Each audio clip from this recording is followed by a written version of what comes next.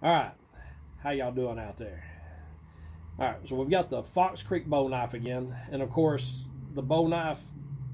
Everybody thinks of the bow knife, they automatically think bread, which it is absolutely the best bread knife on the planet. And one thing you'll notice with ours, when you cut with it, you still want to, everything is this knife is to relax your hand so it takes the pressure out for people with MS and fibromyalgia, Parkinson's, anything that affects the nervous system where you can't grip and hold on to something. This knife is right up your alley. It's what you need.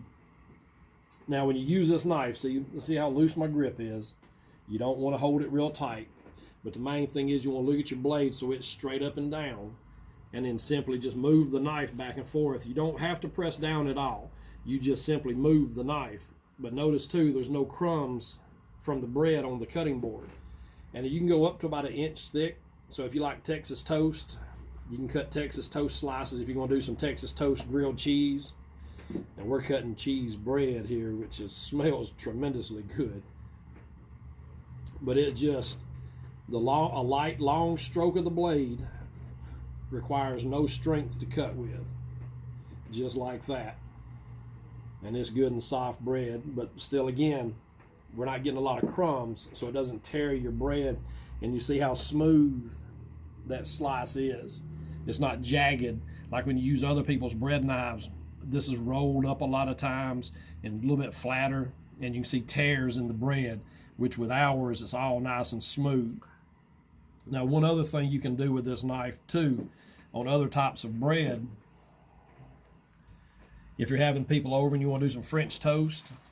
You can also see too how there are no crumbs on the cutting board. Yeah, literally. so there's just a couple of pieces here, but it doesn't, you don't get a lot of flaky crumbs because it just slides through so easy.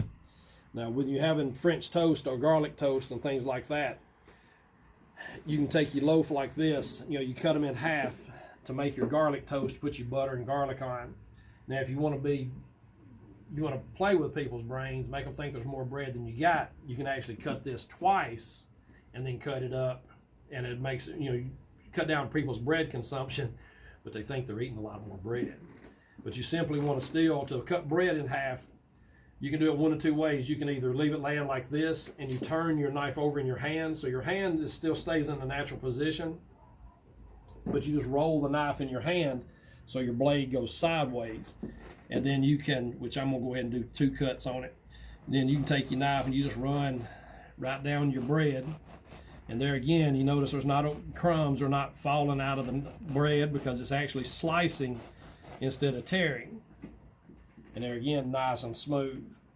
Now, one thing you can do also, depending on how you want to cut it, Cassie tends to, when she does the bread, she tends to stand it up so she can watch what she's doing a little closer. I like running the blade sideways, and she likes cutting straight down. Then you stand your bread up, cut your little flat edge on it. Then you just run down the bread like this right here.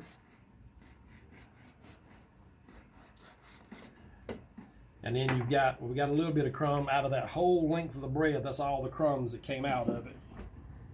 But then there you got, there's a few more. But you got your bread there, so now you put your butter on there and your garlic salt, and then bake it up. And then after it's baked up, you come back and cut it into your smaller pieces. And that's the best way to do your bread. Make it just like that right there. Once it's buttered up and toasted, just cut it up and throw it in a bowl. But it is absolutely the funnest knife you'll ever own. It's a relaxing knife. You don't have to be tense. Let your shoulders down, have fun, and just enjoy the knife. Y'all stay foxy.